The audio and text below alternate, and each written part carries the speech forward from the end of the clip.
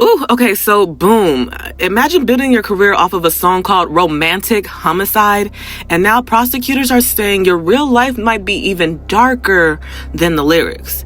Yeah, you hear it. Today we're talking about David, D4vd, whose real name is David Burke, and the death of Celeste Rivas Hernandez, a 14-year-old girl. Now, I know you guys have seen and heard many videos about the two of them, but let me tell you, in this video, I'm going to kind of break down some very disturbing hidden speculations that actually might be facts. It's pretty layered, you guys. And if you've been living under a rock, I'm here to break it down from beginning to end. So if there's some facts that you already know about, feel free to skip around this video.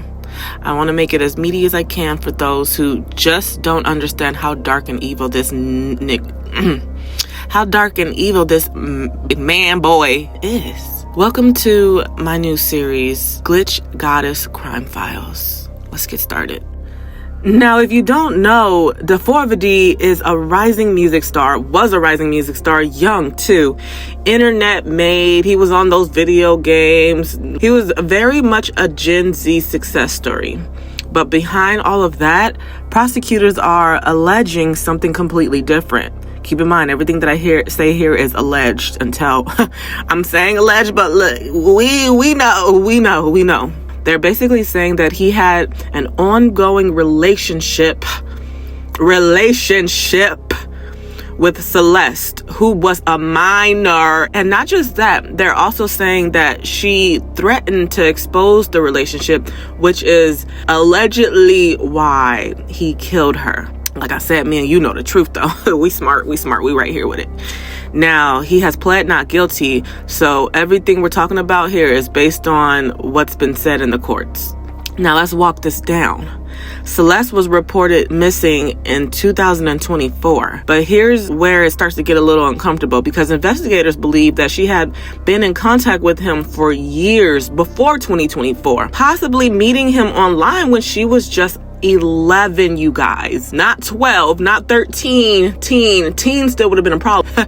Teenager, root word teen. No, 11, through platforms like Discord, which opens up a whole different conversation about the internet and access to people who are online. Listen, that's why I'm not going to allow my babies to be on this devilish internet until they are of age. And if they want to get on anytime before that, best believe mommy is going to be right there supervising what we logging on to. What are we about to watch? What are we looking at? You feel me? No, I don't play any of those games because I know if you give the devil an opportunity, he will take it, y'all. Sorry. Fast forward to 2025 and she was seen alive at his home. After that, nothing. No confirmed sightings, no real answers. Then months later, her body was discovered inside of his Tesla. Let that sit for a second. Ugh, this Negro here. Now, this is where the case takes a left. According to prosecutors, Celeste died from multiple penetrating injuries. Penetrating, meaning something went in her body. We're thinking she was stabbed. Can I say that? They allege that after her death, her body was dismembered. There's been photos of her having 2 tattoos, right? One with the word shh, S-H, and the other one, you know, my girl, my wifey, Rihanna, Riri, she got that tattoo too. She loved telling people to shh, quiet down. But apparently Celeste had the same tattoo. The more creepier tattoo she had on her finger was David's name. And not D4vd, but David, his government, his God-given, his mother-given, his county. Why were those fingers missing? Because if you killed the girl, you don't want on her hand the possible suspect. So you get rid of the evidence. The evidence is on the body, so you gotta chop it off. Now they're saying that those fingers have yet to be discovered. See, I'm thinking that man then kept those fingers and tried to do some hola, some type of bruja spell over it or something. Oh, I hope that when he goes inside the big prison, his fingers cripple and harden like paint. They're saying that he used all types of tools, including a chainsaw. Like, that's some heavy duty stuff right there. I wish I would hear my neighbors using a chainsaw. Especially if you live in an apartment, imagine unit 488 using a chainsaw next door to you. What? Immediately calling the cops. Because don't no chainsaw belong in nobody's crib in Los Angeles. And even saying that he set up an inflatable pool to contain the scene, aka make sure the blood ain't leaking from outside the doors where the neighbors can see. What the heck? And on top of all of that, he purchased a dang body bag. Who buys a body bag? This is the most serious, unplanned schmurder. Like, this man purchased a body bag? You work at the morgue? What the heck? And most of the purchases came off of Amazon. This nigga, he got Amazon Prime doing all this during while the sun is still out, during broad daylight, where everybody could see his purchases, his transaction. You know, Amazon lets you know via email, via on their app, this item is on the way. Especially if you got Prime, they let you know it will be there overnight.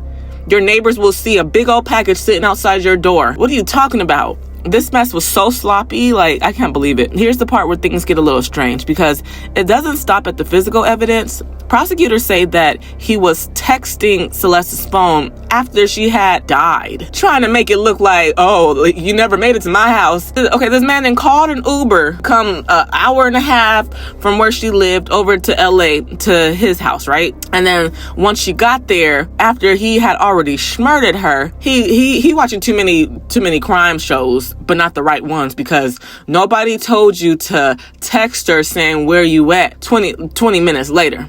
Nobody told you to do that. What you're supposed to do is keep asking, hey, you coming through? Don't even ask, only ask, matter of fact, ask that one time, but keep the conversation. Let me not tell y'all how to get away with murder. Let me not. But anyway, he did it all wrong. Let's just put it that way, right? There's so much evidence of him actually doing it. That's not just covering your tracks. That's calculation. Then there's his music. His breakout song was called Romantic Homicide. And I've heard that song a few times. I heard it a couple of times at Smart and Final, which is a huge warehouse supermarket here in LA. And I'm just thinking, oh, like, these little teeny boppers always talking about death, always talking about some darker times. And that's just the way of the music these days, right? Not knowing that I was listening to a man describe exactly what the man was going through because he murdered his girl. Whew. But I'm glad that I got to listen to it in real time, because I could actually say I felt the energy coming through the speakers. Like, it was dark. It wasn't like no little Uzi Vert. Like, Uzi Vert, I'm still, my antenna still goes off of him. I don't know if he the devil or if he think he the devil or not, but at least Lil Uzi got a little beat to his stuff. At least you could kind of vibe to it, even if just don't pay attention to the lyrics, but just vibe to the beat. When it came to those Romantic Homicide, in the back of my mind, you died. What? And then y'all want to talk about, oh, should lyrics be used when it comes down to like the shiesty situation, when it comes down to the YSL situation? Should lyrics be used? If he's saying he murdered somebody, I think we should kind of get on lyrics.com and break it down. I mean, if I'm a lawyer, it'll make my life so much easier. Hello. So we have the Uber ride, her coming to his house. We have the text message talking about where you at, still coming. We have the missing fingers that had his name on it. We have her body in the trunk of his Tesla car. We have videos of her sitting next to him while live streaming. And then when she says, oh, so so raping kids is not controversial, he talking about delete everything. What? And then why would you have this minor that you are having sex with sitting next to you live streaming? You can't edit nothing out.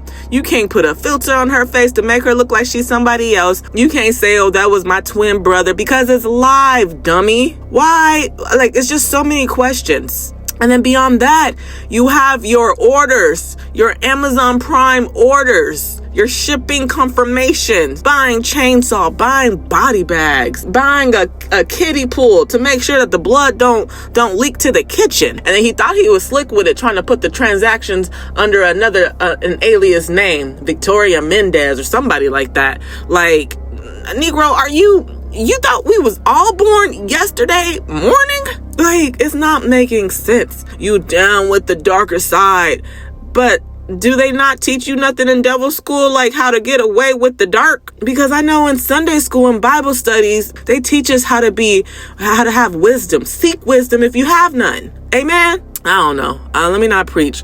It's just too many things that's not only pointing to him, it's circling D4vd's name and saying this man did it. He murdered Celeste Rivas Hernandez. He did it, y'all. And the fact that this took so long, 7 months, I just don't get what took so long. I don't understand. This case, it hits in a few different places.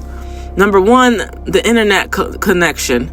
Because we're in an era where people meet online every single day, but we don't really talk enough about how dangerous that can get, especially for young girls. And she seemed she seemed so naive, but of course, because she was young. She seemed so impressionable, but of course, because she was young, she was a freaking sponge. And when you have D4vd around and you know that man got millions of plays on Spotify, Apple Music, freaking SoundCloud, the YouTube. When you're around that, she might have thought he was big baller, big daddy, God. And maybe not God, because they was practicing some other stuff, but she definitely looked up to that man. Number two, the behavior after the fact is what we need to put connections to. Because one thing about a situation like this is the truth usually shows up in what people do after, right? And if even half of what's being alleged is true, this wasn't just a moment. This was a serious decision.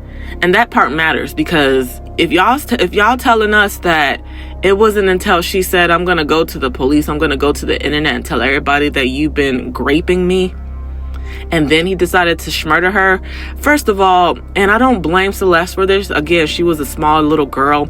But for the future, if you guys are in any type of abusive relationship, whether it be sexual or physical, don't tell your abuser your future plans, especially when it involves throwing him under the bus. Don't do that. Don't ever give the devil a heads up to plan. Don't do it.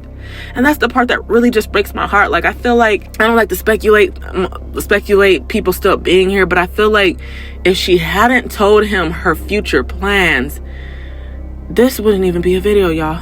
I'm gonna keep following this case as more information comes out, because trust me, this is not over. This is just the beginning. The D4vd has pled not guilty. He is currently being charged with first-degree murder, sexual abuse of a minor, and mutilation of a body. The victim was only 14 years old at the time of her death. Rest in peace to Celeste Rivas Hernandez. This is a shame. All right, y'all, moving forward, we will be seeing him in the court. So the D4vd's next court date would be May 26th. This is a preliminary hearing in the Los Angeles County Supreme Court. This is a preliminary hearing, right?